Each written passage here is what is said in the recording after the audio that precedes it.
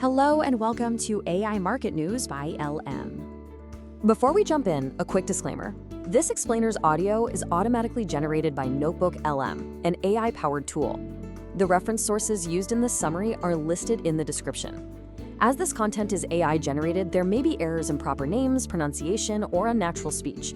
This does not provide investment or trading advice. Please make investment decisions at your own discretion. All right, so what was the big story this week? Well, it was a fascinating tug-of-war in the markets. On one hand, you have the US economy just showing incredible, surprising strength. But on the other hand, we're hearing the Federal Reserve start to sound a lot more cautious, pointing to some potential clouds on the horizon. It's really this tension, this battle between strength today and risk tomorrow that defined everything. So here's how we're going to break it all down. We'll start with a quick market snapshot. Then we're going to pop the hood on the U.S. economic engine. After that, we'll get into the huge dilemma the Fed is facing. From there, we'll zoom out for a global perspective, and then we'll wrap up by looking at what we all need to watch for in the week ahead. First up, the market snapshot.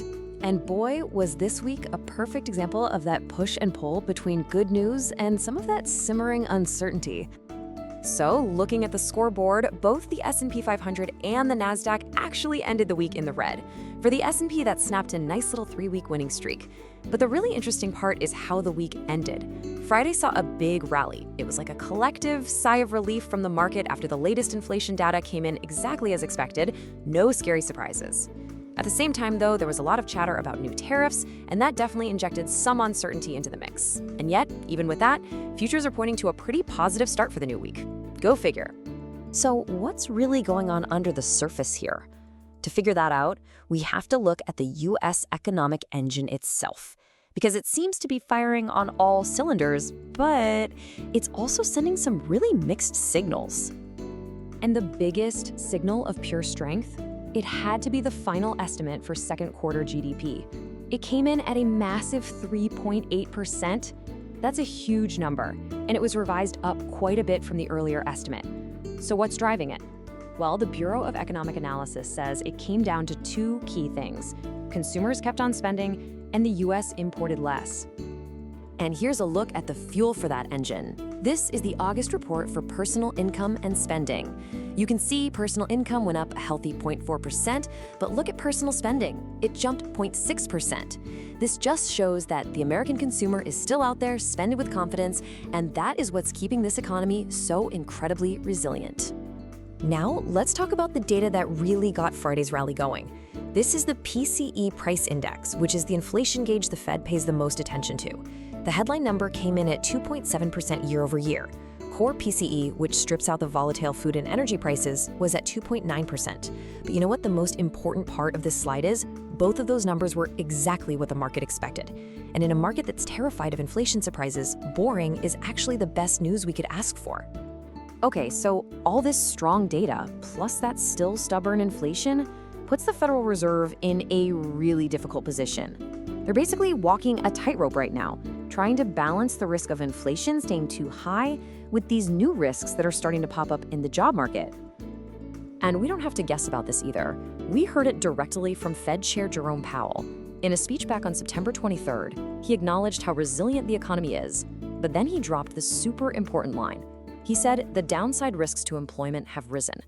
That might sound subtle, but that's a huge signal that the Fed's focus is shifting. The labor market is now a real area of concern for them. So what does this tricky situation look like on the ground? Well, on one side, you have data like weekly unemployment claims, which fell to just 218,000. I mean, that's a very low number, and it points to a still strong job market. But on the other side, you have Chair Powell himself talking about a marked slowing in the demand for workers. It's this clash between the strong headline numbers and the cooling underlying trend that makes the Fed's job so incredibly difficult right now. Powell even called it a challenging situation. And just think about it from their perspective. The risk is that inflation could stay stubbornly high or even go higher. At the exact same time, the risk to employment is now to the downside. They're getting pulled in opposite directions. And this two-sided risk is precisely why they recently decided to lower the federal funds rate. They're trying to navigate this very narrow path. And if we want another perfect example of these mixed signals, just look at the housing sector. The market for existing homes, it seems to be moderating. The median price is up just 2.5% from a year ago. But then, look at new homes. Sales of new single-family houses absolutely skyrocketed in August. They jumped 20.5% from July. That is a massive, totally unexpected surge, and it shows a real split happening inside the very same sector. All right, let's zoom out for a second and get a global perspective. Because what happens in the US doesn't happen in a vacuum, right? The decisions other central banks are making and what's happening in currencies can have a huge impact. Over in Switzerland, for example, their national bank decided to hold its policy rate steady at 0. But what's really interesting is their reasoning. They specifically called out US tariffs as a factor that's slowing down global trade. Meanwhile, if we look at Japan, their latest PMI data is painting a picture of a two-speed economy.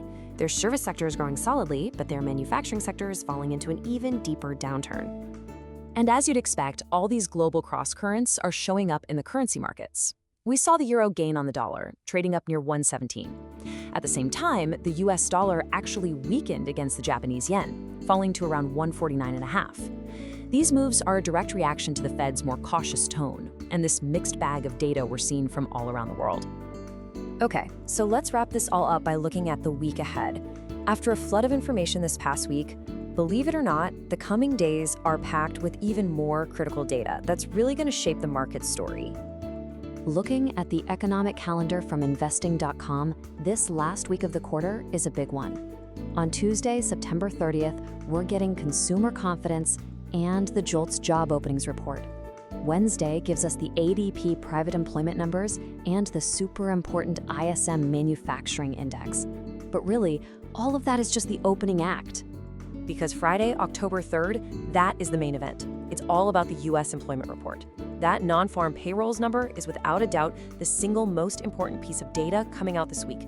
It's going to give us the clearest picture yet of the labor market's health, and you can bet it will heavily influence what the Federal Reserve does next. So when we piece all of this together, we're left with one big overarching question that's going to define where the market goes from here. Can this incredibly resilient US economy continue to withstand a labor market that's finally starting to cool off?